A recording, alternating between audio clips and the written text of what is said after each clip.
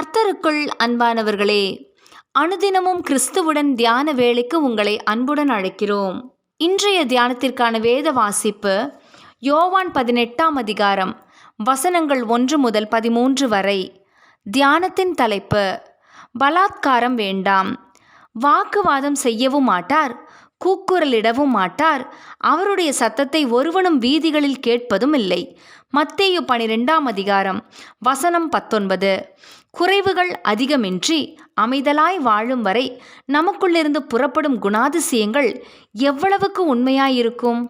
அந்த அமைதியின் மத்தியில் ஒரு சிறு கல் விழுந்தால் போதும், அப்போதுதான் நமது உண்மை நிலைமை வெளிவரும்.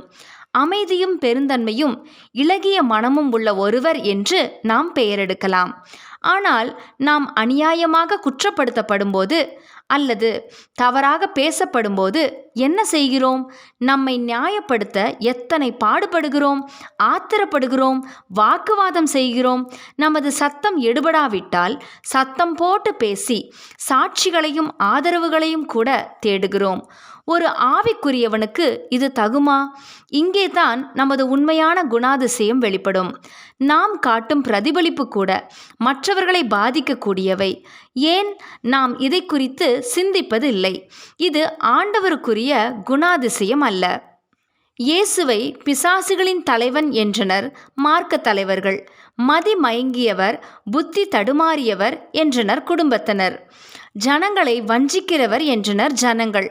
அத்தோடு ஓய்வு நாளையும் யூத பாரம்பரியங்களை மதிக்காதவர், 46 வருடங்களாக கட்டிய ஆலயத்தை இடித்து 3 நாளில் கட்டி முடிப்பேன் என்று தேவதூஷணம் சொன்னவர் என்றெல்லாம் சொன்னார்கள்.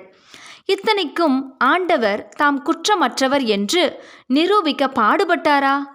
ஆத்திரப்பட்டு தமது வார்த்தைகளை கொட்டினாரா? பலாத்காரம் செய்தாரா? மாறாக பல வேளைகளில் அவர் அமைதலாய் பதிலளித்தார். பல வேளைகளில் அந்த இடத்தை விட்டே கடந்து போனார். கெத்சமனேயிலே தம்மையே ஒப்பு கொடுத்தார். ஆத்திரமடைந்து காதை வெட்டிய பேதுருவை அடக்கினார். இயேசு தமக்கு எதிராக எழுந்த எந்த சூழ்நிலையிலும் எதிர்ப்பு காட்டவும் இல்லை, பலாத்காரத்தை பிரயோகிக்கவும் இல்லை. இப்படி இருக்க நமது காரியம் என்ன? நமக்கு நேரிடுகின்ற அவமானங்களில் நாம் எப்படி நடந்து கொள்கிறோம்? சோதனைகளும் நிந்தைகளும் நேரிடும் வேலைகள்தான் நமக்கு நம்மை ஆராய்ந்து பார்ப்பதற்கான உகந்த தருணங்கள். ஆத்திரம், கோபம், பாவம்.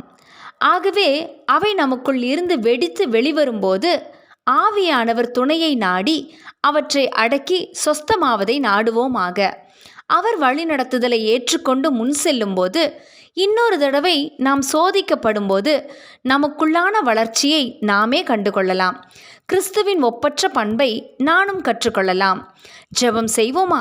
கர்த்தாவே, நீர் வையப்படும்போது பதில் வையாமலும் பாடுபடும்போது பயமுறுத்தாமலும் இருந்து நியாயமாய் தீர்ப்பு செய்கிறவருக்கு ஒப்புவித்த அந்த சிந்தையை எங்களுக்கு கிருபையாய் தாரும். ஆமேன்.